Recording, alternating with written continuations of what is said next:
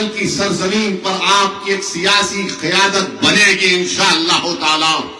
Leader आप बनेंगे, नेता आप बनेंगे, और हम किसी यादव पार्टी के नेता के लीडर के सामने झुककर सर झुकाकर बात नहीं करेंगे। सुन लो तेजस्वी यादव, सुन लो चिराग पासवान, सुन लो नीतीश कुमार, बात होगी अगर समाज की बात होती है, समुदायों की बात होती है, हर जात ने, हर बिरादरी ने, हर समुदाय ने अपना नेता बना लिया। अगर किसी ने अपना नेता नहीं बनाया तो वो बिहार के 19% मुसलमानों ने नहीं बनाया। ये बात सच है। आप खामोश बैठिए, मगर सच्चाई यही है कि आपका कोई नेता नहीं है। और अगर जब मजलिस ओवैसी कहता है कि बिहार के 19% मुसलमानों का एक नेता होना चाहिए, तो सबके पेट में दर्द शुरू हो जाता है, सब नाराज हो जाते हैं। अरे ये कौन है जो हैदराबाद 1800 किलोमीटर से दूर आकर यहां पर बार बार कह रहा है कि मुसलमानों का नेता होना चाहिए? क्या भारत की पार्लियामेंट में मोदी ने अपने छाती को मारकर नहीं कहा था कि भारत का सबसे बड़ा पसमानदा नेता मैं हूं? नहीं कहा था मोदी ने। देखो आप, मैं क्या कह रहा हूं, मैं क्या हमारे हिंदू भाई के खिलाफ हूं? कभी नहीं रहूंगा। जो सच्चा मुसलमान है वो किसी हिंदू भाई या सिख भाई या ईसाई के खिलाफ नहीं हो सकता। वो मेरा लड़ाई से बोल इतना ही है, मेरे भाई मेरे को हिस्सा मिलना चाहिए, मेरा मुझे बराबरी मिलनी चाहिए। मैं इंसाफ चाहता हूं, मैं भीख नहीं चाहता हूं। मैं तुम्हारे सामने भीख नहीं मांगूंगा, मैं अपना हक लूंगा लड़कर। और अगर तुम नहीं दोगे तो इंशाअल्लाह ताला सीमांचल का बच्चा बच्चा खड़े होकर इन पटना में बैठने वाले जालिमों के इनके सामने ठहर कर इनके हाथों से अपना हक छीनकर सीमांचल को लाएंगे इंशाअल्लाह ताला। ये बात हम कर रहे हैं। कौन सी बुरी बात हो रही है बताओ? कौन सी बुरी बात हम कर रहे हैं? नहीं, मजलिस ये कर रही है, मजलिस वो कर रही है। अरे मजलिस क्या नहीं कर सकती हम जानते। मजलिस सीमांचल को, बिहार को आई आपको नेता बनाने के लिए, और ये लड़ाई आपकी लड़ाई है।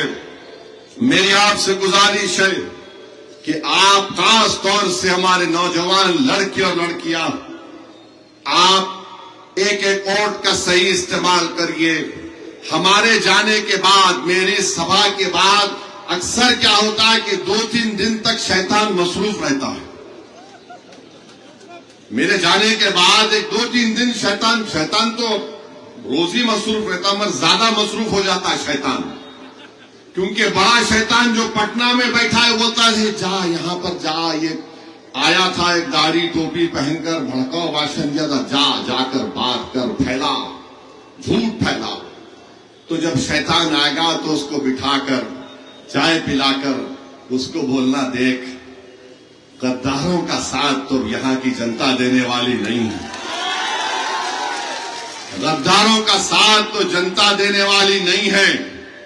जिसने आपके जज्बात को, आपकी कुर्बानियों को ले जाकर किसी के पास बेच दिया, आप उससे कहिए कि अब कुछ नहीं होने वाला है। मैं जो देख रहा हूं इंशाअल्लाह ताला अख्तरुल ईमान की क़ियादत में सीमांचल में इंशाअल्लाह ताला मजलिस को, उम्मीदवारों को बहुत बड़ी कामयाबी और यहां से विधायक बनेंगे। जो लोग समझ रहे थे कि 4 को तोड़ लिए तो ये लोग कमजोर पड़ जाएंगे, मैंने कहा 4 का जवाब 24 से दिया जाएगा इंशाअल्लाह ताला। और हम भारत के प्रधानमंत्री नरेंद्र मोदी से कह रहे हैं, मोदी जी आपने वक्फ का काला कानून बनाकर आप ये समझ रहे हैं कि मस्जिदों को, दरगाहों को, खानकाहों को, कब्रस्तानों को छीन लिया जाएगा। आप बहुत बड़ी गलती कर रहे हैं। हम मस्जिद को नहीं छोड़ने वाले हैं इंशाअल्लाह ताला। हम अपनी खानका, दरगाह और कब्र जमीन को नहीं छोड़ने वाले हैं। नीतीश कुमार, मोदी, चिराग पासवान और कुशवाहा साहब ने मिलकर एक ऐसा गंदा कानून बनाया है जिसके जरिए से हमारी मस्जिदों को छीनना चाहती है। मेरे भाई, मुत्तहिद रहिए।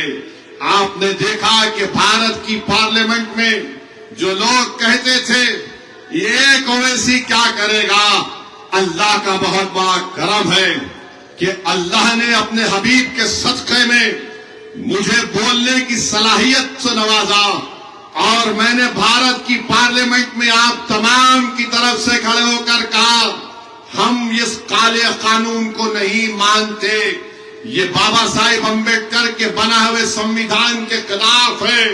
मैंने दस्तूरी कानूनी दलाइल देकर इस वक्फ कानून के एक एक सेक्शन की धज्जियां उड़ाकर आखिर में कहा, सुनो मोदी, अमित शाह, हम अपनी मस्जिद का सौदा नहीं कर सकते। मैंने उस कानून को फाड़ कर भारत की पार्लियामेंट में रख दिया। फिर जब कमेटी बनाई गई पार्लियामेंट की, 128 पेजेस की रिपोर्ट मैंने लिख कर दी। 128 पेजेस की रिपोर्ट। अगर कोई पढ़ना चाहता है, इंटरनेट पर अवेलेबल है, आप देख सकते हैं। एक 44 तरमीमात पर एक तरमीम के ऊपर 4-4, 5-5 सफे मैंने लिखे। वकीलों के साथ बैठ के सुप्रीम कोर्ट के जजमेंट का हवाला देकर। मेरे भाई, आपको हमारे साथ इस लड़ाई में साथ देना है।